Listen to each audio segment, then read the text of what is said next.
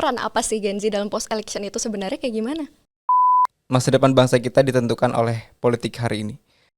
Apakah mereka betul-betul bisa memperhatikan isu-isu yang sedang dihadapi oleh Gen Z itu sendiri, bisa menjawab para calon-calonnya jangan cuma merasa dicurangi, tetapi mereka tidak punya bukti dan tidak melaporkan itu ke MK.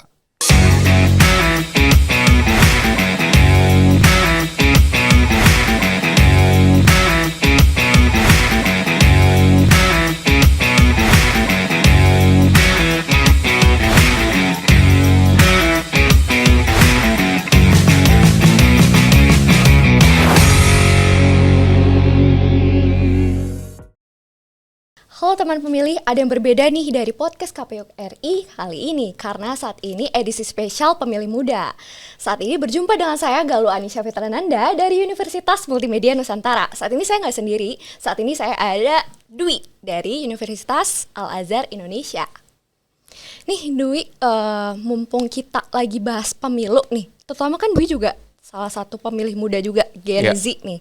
Jadi agak kepo nih soal pandangan Gen Z tentang pemilu ini. Jadi kita mau ngobrol-ngobrol sedikit aja tentang pemilu. Tapi sebelum itu, kita juga harus kenalan dulu dong. Hai Dwi, boleh dong kenalan dulu. Halo teman pemilih, gue Dwi Santosa, gue mahasiswa FISIP dari Universitas Al-Azhar Indonesia dan sekaligus sebagai Duta Sahabat Keterbukaan Informasi Publik dari Komisi Informasi. Itu sedikit perkenalan dari gue Kak Galuh. Oke, makasih Dwi untuk sedikit perkenalannya. Oke nih Dwi, kita kan udah pemilu nih 14 Februari lalu, udah berlangsung gitu kan. Udah nyoblos juga nih. Kalau pemilu kemarin itu pemilu pertama atau sebelumnya udah ngalamin pemilu? Kebetulan kemarin itu pemilu pertama. Pemilu pertama berarti first voters ya? Ya, betul. Mantap banget, pemilih muda first voters juga. Nah berarti ada pengalaman menarik dong tentunya kalau misalkan kamu sebagai pemilih pemula, ada pengalaman menarik gak sih selama pemilu yang lalu? Pemilu yang kemarin sih menurut gue menarik banget karena kita sebagai pemuda tentu jadi tadi komunitas terbesar ya di pemilu kemarin, dan juga apalagi kalau kita ngikutin debat-debatnya dari debat pertama sampai debat terakhir itu semakin panas ya. Itu tahu, dan juga gagasan-gagasan yang dibawa para calon-calon ini juga bagus-bagus, keren-keren, dan makin banyak, dan gue juga melihat fenomena bahwa makin banyak juga pemuda-pemuda yang semakin konsen terhadap politik, yang tadinya teman-teman gue banyak yang apatis terhadap politik, dan di pemilu kemarin tuh jadi semangat sama politik, jadi semakin tahu soal politik dan mengikuti rangkaian-rangkaian pemilu kemarin sih. Yang gue lihat seperti itu, terutama di media sosial kan fenomena-fenomena banyak banget pemuda-pemuda yang kritis gitu-gitu loh. Oke, benar, banyak banget pemuda-pemuda yang kritis gitu, mahasiswa dan mahasiswinya gitu kan, terutama apalagi kita ngeliat di media sosial, X, Instagram, TikTok itu bertebaran banget, banyak banget gitu anak-anak yang mulai berani berpendapat, menyuarakan pendapatnya tentang pemilu ini. Terutama kan generasi Z ini sendiri kan mendominasi ya demografi saat ini. Ini berbeda dari pemilu 2019 kemarin. Ini lebih banyak Gen Z-nya pada pemilu 2024 tahun ini gitu kan. Nah, kalau misalkan kamu sendiri nih, untuk milih pemilih gitu kan, kamu milihnya gimana sih caranya? Harusnya ada referensi dong kalau misalkan kamu mau milih dalam pemilu 14 Februari yang lalu. Gimana cara kamu untuk memilih hal tersebut? Sebelum ke situ Kak Galuh, trigger warning pertama, gue mau mengucapkan dulu selamat kepada KPU yang telah melaksanakan tugas konstitusi di 14 Februari kemarin, dan kepada seluruh anggota KPPS yang telah melaksanakan tanggung jawabnya dengan baik dan benar, dan yang juga kemarin meninggal, mudah-mudahan keluarganya diberi ketabahan dan keikhlasan. Oke, untuk menjawab pertanyaan tadi, gimana sih cara gue memilih ketika pemilu kemarin? Jadi gue membangun matriks, yaitu yang pertama isinya ada track record para calon-calon, kemudian yang kedua itu isinya adalah knowledgeable mereka, pengetahuan mereka tentang kebangsaan Indonesia ini, tentang fenomena-fenomena, tentang isu-isu yang ada di negara kita ini. Kemudian yang ketiga itu adalah gue melihat apa gagasan yang mereka bawa, visi misi apa yang mereka bawa di dalam proses pemilu kemarin, gitu sih Kak. Oke, cukup menarik sih. Membuat matriks ya, ini kayaknya bisa jadi salah satu ini ya, tips and trick nih buat teman-teman yang nanti ya lah pemilu nanti yang masih ada 5 tahun mendatang gitu, gimana caranya gitu. Makasih nih buat informasinya ya. Nah kalau misalkan pemilu kan kita sebenarnya untuk pencoblosannya sendiri kan kita udah selesai gitu kan ya Dwi. Benar. Nah tapi kita kan masih ada proses rekapitulasi gitu. Cuman di media sosial sendiri ini bertebaran banyak banget hasil akhir dari pemilu itu sendiri. Nah, menurut pandangan kamu ini gimana sih buat menanggapi hal tersebut gitu? Sebetulnya ini cukup bisa dikatakan cukup kompleks ya fenomenanya, karena eh, yang gue lihat sebagai mahasiswa, sebagai masyarakat, kelihatannya bahwa lembaga-lembaga survei ini dan KPU ini berkompetisi kelihatannya. Jadi kan lembaga survei punya data tersendiri dan KPU pun punya data tersendiri. Tapi data yang dimiliki oleh lembaga survei ini kan quick count, bukan real count, gitu kan. Nah, pertanyaannya adalah dalam rangka apa para lembaga-lembaga survei ini melakukan rekapitulasi, melakukan akuntabilitasi ya dalam konteks real count ini. Dalam konteks quick count ini. Apakah dalam rangka mencerdaskan bangsa atau justru menggiring opini publik? Kan itu. Jadi sebenarnya kalau ngomongin lembaga survei ada 3 pertanyaan yang gue punya sih. 1, siapa yang mendanai? Survei itu biayanya gede loh. Terus yang ketiga, tujuannya apa sih lembaga survei itu? Ya kan? Dan terakhir, siapa yang disurvei? Apa yang disurvei? Hasilnya mana? Bukti konkretnya apa? Contoh konkretnya apa? Gitu kan. Jadi sebetulnya ya ini juga rentetan atau rangkaian dari perundang-undangan KPU yang mengizinkan lembaga survei untuk mengakses atau mengakses tentang data voters ini kan. Tapi bukan dengan catatan akurat. Gitu. Dan tidak ada di perundang-undangan KPU bahwa lembaga survei boleh mengaudit hasil pemilu, tapi dengan catatan akurat atau akuntabel. Itu tidak ada. Nah, makanya ini jadi persoalan tersendiri bagi lembaga KPU tersendiri sih. Oke, makasih Dwi. Insight-nya cukup menarik sih. Kan kita udah bahas-bahas dikit nih tentang kepemiluan dan juga rekapitulasi. Oke teman-teman, jangan kemana-mana. Kita break dulu, stay tune di kanal KPU RI.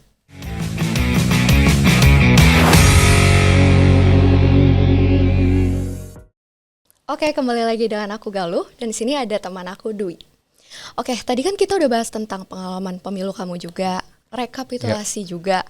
Nah, selanjutnya nih, ini mungkin concern buat anak-anak jurnalistik sih ya, kayaknya bakal tertarik tentang topik ini sih, informasi gitu. Sebenarnya nggak cuma anak jurnalistik, teman-teman kita yang aktif di media sosial atau misalkan aktif bersuara tentang politik juga pasti tertarik dong tentang informasi pemilu saat ini. Nah, kalau misalkan saat ini kan berita tentang disinformasi itu sebenarnya nggak bisa kita redakan gitu, tapi bisa kita cegah juga gitu. Nah, kalau misalkan kamu nih Dwi, untuk mencari informasi yang kredibel itu gimana? Banyak banget yang bertebaran gitu di media sosial, statement-statement orang gitu. Gimana cara kamu buat cari ini yang benar, ini yang salah gitu? Oke. Kalau versi gue tuh gue bikin ini, maksudnya gue mensaring dulu. Mensaring informasi mana yang harus gue konsumsi dan mana yang harus tidak gue konsumsi. Itu yang pertama. Terus yang kedua, setelah gue tahu informasi yang harus gue konsumsi, gue harus tahu dulu sumbernya ini dari mana. Datanya yang mereka dapetin itu dari mana. Itu. Jadi biar informasi yang kita tahu itu secara valid, secara akurat, kita harus dapetin itu dari sumber-sumber yang akurat juga, sumber-sumber yang kredibel juga, gitu. Nah, jadi kalau misalnya kita mengkonsumsi informasi yang sebanyak itu dengan cara-cara kita mensaring dulu, terus juga kita carinya dari sumber-sumber yang valid, yang kredibel, probabilitas berita hoax yang kita dapetin itu semakin rendah daripada kita menerima segala informasi tapi kita belum tahu itu sumber dari mana, datanya dari mana. Jadi kemungkinan kita termakan berita hoax itu tinggi sih, gitu. Oke Dwi, makasih banget buat tips and triknya. Sebenarnya teman-teman kalau misalkan kalian ingin ngecek informasi itu benar atau enggak, kalian itu bisa membandingkan 3 berita utama dari berita yang kalian biasa baca gitu. 3 berita utama kalian bisa bandingkan. Terus kita juga bisa ngelakuin fact checking sendiri nih teman-teman. Kita juga harus literat politik dan juga kita harus lebih aktif lagi gitu untuk melakukan hal tersebut gitu. Meskipun mungkin masih banyak yang termakan ya Dwi, berita-berita yang simpang siur gitu, padahal kita juga bisa gitu secara aktif buat mencari mencari informasi itu sendiri, terus membandingkannya itu kan lebih mudah gitu. Kalau misalkan kita mau tahu tentang kepemiluan juga kita sebenarnya bisa cek KPU gitu, platform media sosial KPU juga tentunya ada kan, jadi kita bisa cek di situ juga gitu. Nah, bener banget nih Kak kan? Galuh. Nah selain itu Lebih kan lengkap versinya. iya lebih lengkap kan versinya, tentunya gitu. Selain itu kan sebenarnya ada beberapa fenomena juga kan setelah pemilu ini, ada banyak banget gitu. Cuman kita mau nge-highlight tentang sekarang ini kan mungkin lagi rame gitu kan ya Dwi, dicurangi gitu kan, kata kuncinya dicurangi. Banyak yang berteriak tentang kalau misalkan selama pemilihan ini atau setelah pemilihan ini sepertinya suara mereka dicurangi deh oleh pihak-pihak tertentu atau oknum-oknum tertentu ya. Kita nggak tahu gimana gitu kan. Nah kalau misalkan hasil pemilu, mereka menyatakan bahwa hasil pemilu ini nggak sesuai gitu, nggak sesuai, mengatakan hanya dicurangi saja, hanya mengungkapkan saja, berargumen saja tanpa melakukan aksi gitu kan, tentunya harus ada aksi nyata gitu. Gimana caranya untuk menanggapi hal tersebut gitu? Pasti ada caranya gitu kan. Nah menurut pandangan Dwi sendiri ini kayak gimana? Oke, berarti ini post election ya. Sebetulnya ada di bagian dari rangkaian post election ini ada namanya PHPU. Jadi para calon-calon yang merasa dicurangi ataupun memang dicurangi, mereka bisa melaporkan itu atau mempersengketakan itu melalui mekanisme lapor ke MK. Asalkan mereka punya bukti yang konkret, punya landasan-landasan yang valid, mereka bisa mempersengketakan itu ke MK, ke jalur itu. Jadi jangan para calon-calonnya jangan cuma merasa dicurangi, tetapi mereka tidak punya bukti dan tidak melaporkan itu ke MK. Jadi alangkah baiknya kita melakukan atau mempersengketakan itu dengan cara-cara yang konstitusional, yaitu dengan MK tadi, gitu. Thank you Dwi untuk jawabannya. Emang bener sih kayak dibandingkan kita untuk terus-terusan bilang dicurangi harus ada langkah selanjutnya, yaitu melalui MK tadi yang Dwi bilang itu ya. Nah selain kita kan udah bahas tentang fenomena tentang yang dicurangi itu, cuman aku mau ngulik lebih dalam nih, terutama kan pemilih muda gitu kan, supaya kita lebih relevan dengan edisi spesial kali ini, podcast kali ini gitu kan, pemilih muda. Gen Z saat ini kan mendominasi demografi gitu kan, seperti yang aku sebutkan di segmen sebelumnya gitu. Nah, pasca pemilih ini, mereka ini kayak bisa jadi merasa diabaikan gitu, suara mereka tidak didengarkan gitu, post election yang seperti kita bahas tadi gitu. Untuk itu, gimana sih pandangan Dwi mengenai caleg yang akan menduduki kursi tersebut gitu? Mengenai kursi tersebut supaya mereka mewakili suara Gen Z gitu. Apalagi kan isu-isu yang akan terjadi nanti bakal lebih erat dengan Gen Z, isu digital, globalisasi dan juga AI gitu, yang akrab dengan terlihat dengan Gen Z dan keseharian Gen Z gitu. Nah menurut Dwi ini kayak gimana sih? Seringkali kita mengabaikan post election ya, padahal saya seringkali mengatakan ada yang gak kalah penting sebetulnya dibandingkan proses pemilu dan hari H pemilu, yaitu post election. Itu yang jauh lebih, itu yang gak kalah penting. Kenapa? Apalagi dalam konteks Gen Z misalnya, yang pemilu kemarin menjadi komunitas terbesar, yang suaranya itu sebagai, istilahnya sebagai token di dalam konteks kontestasi politik. Nah pertanyaan adalah, apakah ketika pasca pemilu ini, ketika para calon-calon legislatif ini misalnya, ketika menduduki istana atau menjadi public policy, menjadi policy makers, itu betul-betul bisa mengartikulasikan kepentingan Gen Z itu sendiri, ya kan? Apalagi tadi sudah disebutkan Kak Galuh bahwa isu-isu ke depan yang akan dihadapi oleh Gen Z itu semakin kompleks. Ada isu tadi AI, isu lapangan pekerjaan, apalagi kayak gitu-gitu kan. Nah makanya saya sebagai Gen Z sangat-sangat berharap kepada para policy makers ini betul-betul bisa memperhatikan isu-isu yang sedang terjadi di masyarakat, apalagi yang dialami oleh Gen Z. Karena majority para calon-calon legislatif ini kan bisa dikatakan ya bukan mereka-mereka yang berasal dari generasi Z ataupun generasi milenial kan. Itu jadi persoalan, apakah mereka betul-betul bisa memperhatikan isu-isu yang sedang dihadapi oleh Gen Z itu sendiri, bisa menjawab dari persoalan-persoalan yang sedang Gen Z hadapi itu sendiri.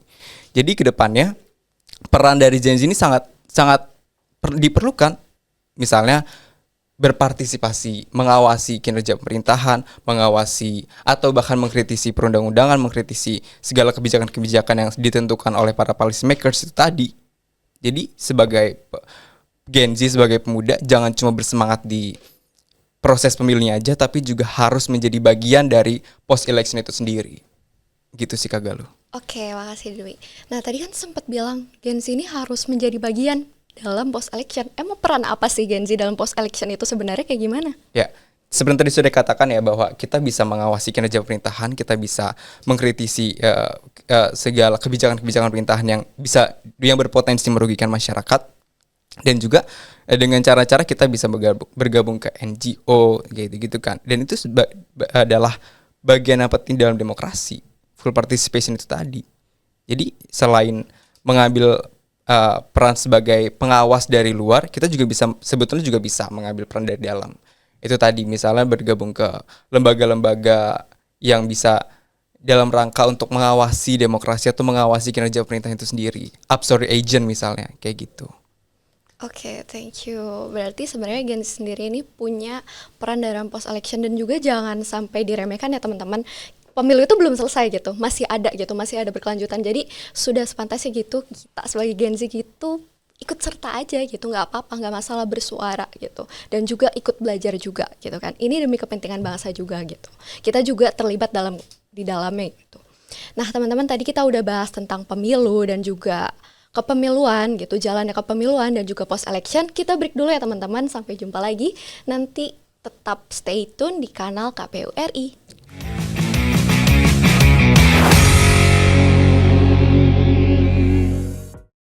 Halo teman pemilih, kembali lagi dengan gue Galuh, dan di sini ada teman gue Dwi. Nah, tadi kita udah bahas banyak banget tentang post election. Sebenarnya kita mau bahas lebih lanjut lagi sih ya. Sebenarnya bukan post election aja. Kita pengen tahu nih pengalaman Dwi nih. Kan ada euforianya tentu di teman-teman Dwi juga, yang teman-teman Dwi rasain ataupun Dwi rasain saat pemilu dan juga pasca pemilu nih. Euforianya itu gimana sih?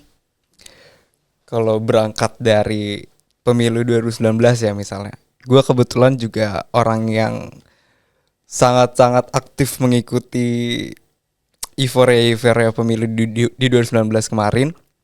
Dan memang di 2019 kemarin itu gue nggak terlalu melihat teman-teman gue ataupun anak-anak muda seumuran gue itu yang emang tertarik gitu loh soal pemilu ini, soal pemilu kemarin. Tapi ketika di pemilu di 2024 kemarin 14 Februari dan sebelum 14 Februari pun, gue ngelihat semakin banyak gitu orang-orang yang tadinya yang gue tahu dia nggak tertarik politik nih, nggak peduli soal politik, apatis lah tentang politik, tapi tiba-tiba kok jadi tertarik gitu loh, jadi ikut-ikutan, bahkan ikut-ikutan kampanye, ikut-ikutan mengkritik secara terang-terangan dia milih paslon A atau B atau C, dan terang-terangan juga mengkritik paslon lain gitu loh. Jadi gue melihat ini sebagai hal yang positif sih sebetulnya, bahwa memang di pemilu kemarin itu bahwa banyak peran serta dari para Gen Z ini dan para pemilih pemula juga yang memang mulai tertarik dengan politik. Tapi juga jangan kita sepelekan di post electionnya juga, bahwa memang di proses pemilunya kemarin pun banyak orang-orang muda yang tertarik dengan politik, tapi ketika post electionnya pun mereka jadi acuh gitu loh terhadap perpolitikan kita, bahkan terhadap segala rangkaian-rangkaian yang menjadi persoalan-persoalan di pasca pemilunya ini pun mereka tidak peduli lagi gitu. Karena memang yang gue lihat pun di sosial media dan di circle teman gue, di teman-teman terdekat gue pun memang udah nggak tertarik seantusias ketika pemilu kemarin saat ini ya. Entah mungkin karena memang isunya pun udah mulai turun atau bagaimana, gue nggak ngerti. Mungkin ada data yang menunjukkan kalau hasil pemilu, maksudnya di musim-musim sekarang, di musim pasca pemilu ini, isu-isu soal pemilu tuh udah mulai reda gitu sih. Oke, berarti sebenarnya ada penurunan antusias teman-teman ya tentang pemilu saat pasca ini daripada sebelumnya pas pemilu itu ya? Ya, kalau gue melihatnya seperti itu. Nah, kalau misalkan teman-teman kamu nih, atau Dwi sendiri deh, ada beda pilihan gitu, gimana nih cara nanggapinnya? Oh, kalau beda pilihan tuh pasti ya. Apalagi kan ya namanya juga kita demokrasi dan ada kontestasi, ada kalah menang, ada yang kalah dan ada yang menang, sorry. Jadi kalau gue melihatnya perbedaan itu ya itu jadi hal yang wajar, tapi bagaimana kita menyikapi perbedaan itu dengan cara-cara yang elegan, dengan cara-cara tanpa kekerasan, dalam konteks ini kekerasan verbal atau segala macam. Karena gue juga melihat banyak fenomena-fenomena di sosial media apalagi tuh banyak banget hate speech segala segala macamnya kan, ya penghinaan segala macam. Itu gue melihatnya sebagai hal yang menyedihkan sih, apalagi kita sebagai orang muda yang harusnya paham betul tentang bagaimana beretika ketika sosial media, bagaimana beretika dengan sesama teman kita gitu kan. Harusnya kan menjadi contoh gitu bahwa pemilu ini bisa berjalan dengan baik, bisa berjalan dengan damai. Meskipun perbedaan pilihan itu sekedar di pemilu ini saja. Bukan berarti kita harus bermusuhan, bukan berarti kita harus perang satu sama lain kan. Gitu sih. Oke, benar banget sih Dwi. Kalau misalkan kejadian di aku sendiri, ya memang teman-teman ini aktif gitu, secara aktif menyuarakan dan mengkampanyekan gitu pilihan mereka gitu. Sebenarnya ya tidak masalah, ya kita harus toleransi aja lah, toleran aja, nggak apa-apa, nggak masalah. Nggak mungkin kita sama gitu, pandangan politiknya sama itu kita nggak mungkin sama gitu, udah pasti berbeda. Kalau misalkan menurut aku sendiri sih yang kita nggak apa-apa bersuara dan juga berpendapat secara bebas, tapi ada aturan-aturan tertentu yang seperti Dwi jelaskan gitu. Etika bermedia sosial juga ada gitu. Ya. Nah, kalau misalkan menurut Dwi nih, setelah kita rangkum nih pertanyaan-pertanyaan yang ada gitu, kita tarik secara general aja deh. Pemilu yang ideal itu kayak gimana kalau misalkan menurut Dwi? Dalam menjawab pertanyaan ini paling tidak gue pakai 3 definisi demokrasi dari Lynn Slipsett Larry Diamond. Itu yang pertama itu ada competition excluding the use of force. Kompetisi tanpa menggunakan kekuatan senjata. Misalnya, jadi seringkali gue bilang ketika lagi di kelas ataupun lagi di ruang-ruang diskusi, di ruang-ruang dialog, bahwa Pak Polisi, Pak Bin, Pak Tentara, janganlah ikut-ikutan di dalam konteks kontestasi ini. Boleh ikut-ikutan, tapi dalam rangka melindungi segenap tumpah darah bangsa Indonesia. Bukan justru melindungi segelintir kelompok atau justru melindungi paslon tertentu saja. Dan melakukan diskriminasi kepada masyarakat lain atau melakukan diskriminasi kepada peserta-peserta pemilu yang lain. Gitu loh. Jadi dalam rangka mereka aparat-aparat negara yang punya senjata mengikuti kontestasi pemilu dalam rangka melindungi seluruh tumpah darah bangsa Indonesia kita, bukan justru melindungi segelintir orang saja. Kemudian yang kedua ada full participation, jadi partisipasi penuh dari seluruh rakyat Indonesia, dari mulai emak-emak, anak-anak, orang tua, orang muda segala macam. Apalagi komunitas yang rentan sekali dalam konteksnya adalah perempuan. Karena perempuan seringkali nggak dianggap di dalam konteks politik kita saat ini. Makanya di Yunani kuno Plato selalu mengatakan one man, one vote, one person dalam konteks ini kan. Cuma sekarang dirubah jadi one person, one vote, one value. Kalau dulu one man, one vote, one value. Kalau sekarang udah nggak begitu lagi. Nah, makanya seringkali saya mengatakan bahwa perempuan dan anak-anak itu tidak boleh dijadikan sekedar komunitas politik aja, tapi bagaimana mereka bisa dilibatkan secara penuh, bagaimana keterwakilan perempuan di parlemen itu bisa terpenuhi agar kepentingan-kepentingan perempuan di masyarakat kita bisa betul-betul diartikulasikan dengan baik oleh para policy makers kita. Kemudian yang ketiga, yang terakhir, itu adalah civil and political liberties. Jadi tidak boleh ada civil itu dikengkang atau ditirani oleh rezim dan segala macam. Mereka harus bisa bebas, mereka harus bisa berpartisipasi dalam politik dengan kebebasan sipilnya, dengan hak-hak politiknya. Jadi tidak boleh dibatasi oleh siapapun dalam konteks ini kan. Nah, maka dari itu KPU sebagai the guardian of democracy sudah menjalankan. Saya seringkali mengatakan pemilu kita ini sebagai pemilu the most complex election on earth and the biggest election in the world. Itu ditulis di Economist Inggris, itu 2004 udah ditulis sebetulnya secara 4 kali. Satu karena kita di 2004 direct ngadain pemilu langsung. Dan seringkali saya mengatakan bahwa demokrasi ini bisa berjalan dengan baik jika adanya partisipasi penuh dari seluruh masyarakat. Tidak ada yang dibatasi, tidak ada yang ditirani, dan tidak ada yang diintimidasi sekalipun. Jadi menurut saya pemilu yang ideal adalah bagaimana para policy makers, penyelenggara pemilu dalam konteks KPU dan juga masyarakat bisa betul-betul menjalankan pemilu ini bisa dengan secara jujur dan adil. Gitu sih. Baik, terima kasih buat insight barunya. Terutama penyelenggaraan pemilu ini harus jujur dan adil, itu yang di-highlight sih untuk pemilu yang ideal, ya enggak sih. Nah teman-teman, kita break dulu sebentar, nanti kita nantikan sesi selanjutnya ada pertanyaan di Instagram.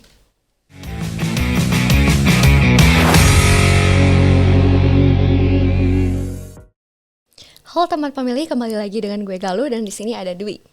Nah, kita udah ngobrol panjang lebar, pertanyaan-pertanyaannya juga mungkin lumayan berat sih ya. Cuman kayaknya ada beberapa netizen yang agak kepo juga ya. Jadi mereka nanya di Instagram gitu. Nah, ini ada pertanyaan dari Ajeng Ayu Titis.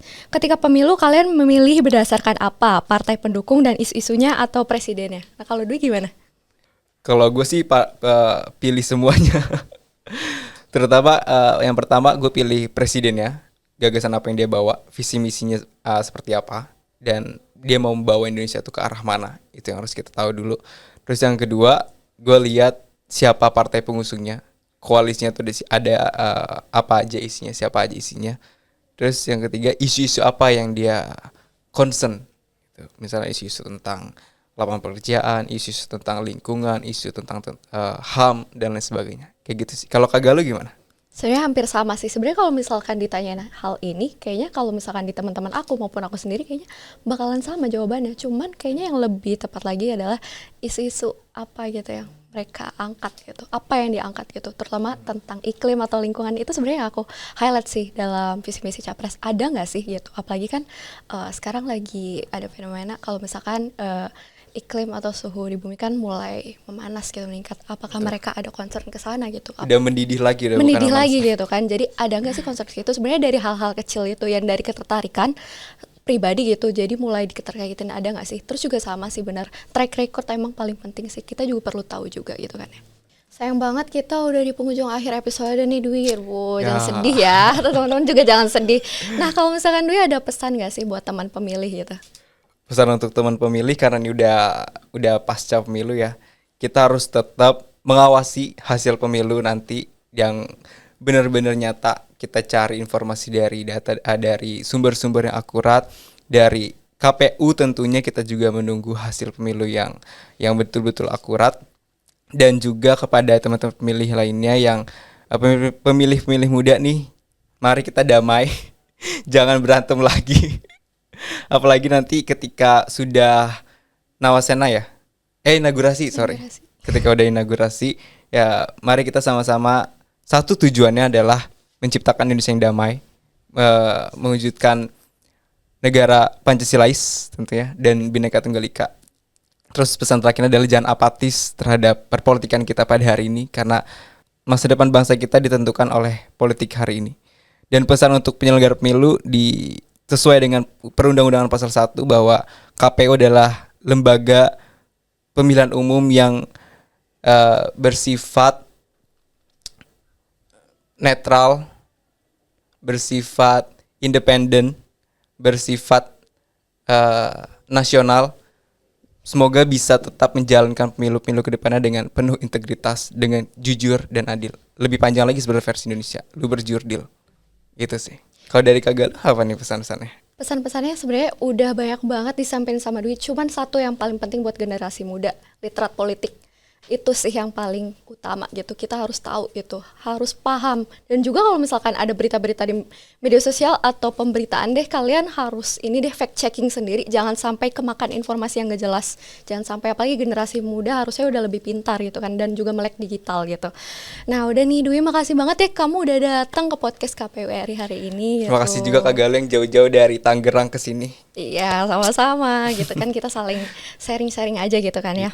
Nah, kita udah selesai. Jangan lupa ya, kalian tinggalin like, komen, dan subscribe juga kanal YouTube podcast KPU RI. Jangan lupa ya teman-teman. Dan juga untuk kedepannya semoga berjalan dengan lancar sampai hingga selesai gitu. Podcast KPU RI terdepan bicara kepemiluan. Sampai jumpa. Dadah.